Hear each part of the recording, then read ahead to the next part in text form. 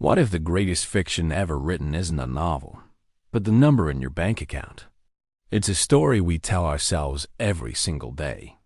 A collective agreement that pieces of paper and digital figures hold the power to build empires or shatter lives. This number is more than just a metric. For many, it becomes a character in their personal story. A protagonist that promises freedom, or a villain that whispers of inadequacy in the dead of night. On one hand, money is the ultimate rational tool. It is the language of exchange, the bedrock of civilization, the engine that fuels innovation and progress. It represents security, opportunity, and the potential to turn abstract dreams into concrete reality.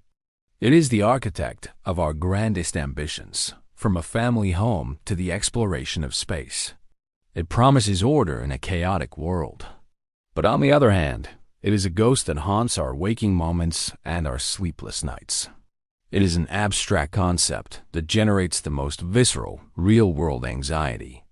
It becomes a relentless master, a scorecard for human worth that pits neighbor against neighbor, and even our present self against our future self. We are all actors in a play we didn't write, performing for an audience we can't see, playing for stakes that feel like life and death, because sometimes they are. In this video, we're going to pull the curtain back on this grand performance. We will deconstruct this powerful fiction not to dismiss it, but to understand it.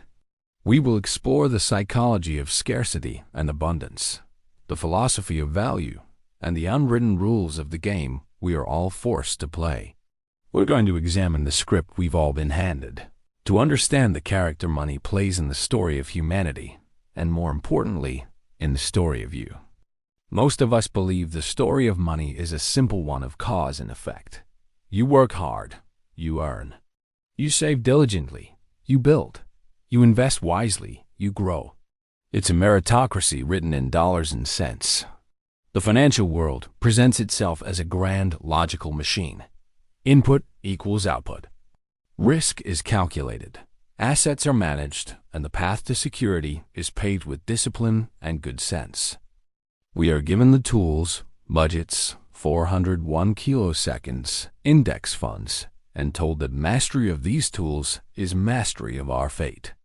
It is the gospel of personal responsibility, a comforting narrative where we are the sole authors of our financial destiny. But if the rules are so clear, why do our hands tremble when we open a credit card bill we know is too high? Why does a sudden market dip feel like a personal attack? Look closely at the language we use. We don't just lose money. Our investments get wiped out. A market isn't just declining, it's bleeding.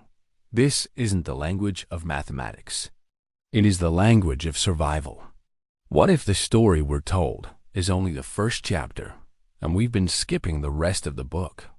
To understand this, we need to look at our own programming. Not the software on our phones, but the ancient software in our minds. Let's analyze our relationship with money through the lens of behavioral economics, specifically through the concept of loss aversion. Psychologists Daniel Kahneman and Amos Tversky proved that, for the human brain, the pain of losing is psychologically about twice as powerful as the pleasure of gaining. Think about checking your investment portfolio. Seeing it go up by $1,000 feels good. It's a quiet satisfaction, a nod of approval. But seeing it go down by $1,000, that feels catastrophic. It's a siren in the mind, a jolt of primal fear.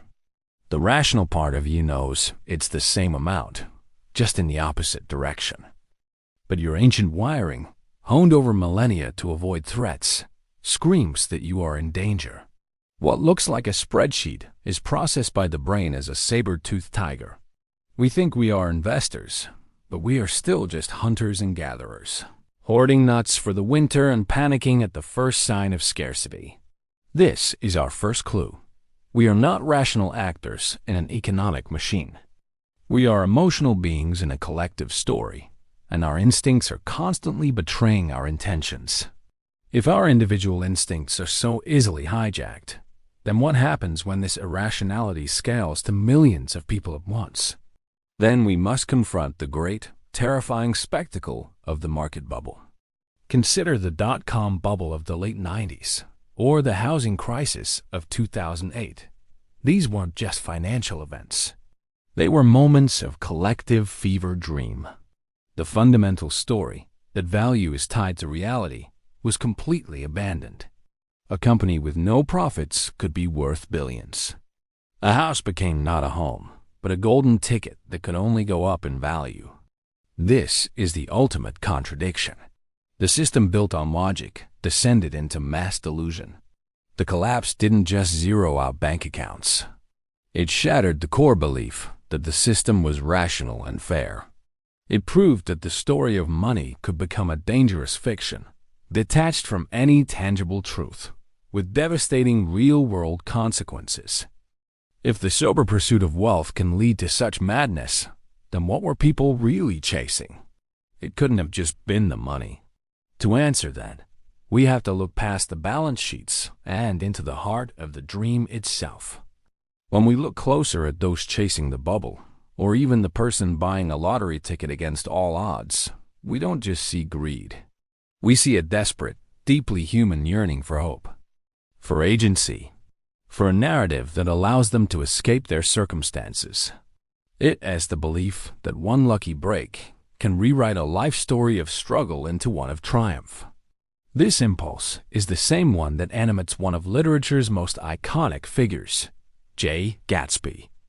Gatsby didn't accumulate his immense wealth for the love of money. He built his glittering empire for a single intangible purpose, a green light at the end of a dock. His fortune was a costume, a grand performance designed to recapture a past and win a love he believed he could buy. Gatsby's tragedy is the ultimate cautionary tale for our financial lives. He achieved the monetary dream, but it was hollow because the symbol can never replace the substance. This reveals the true nature of our quest.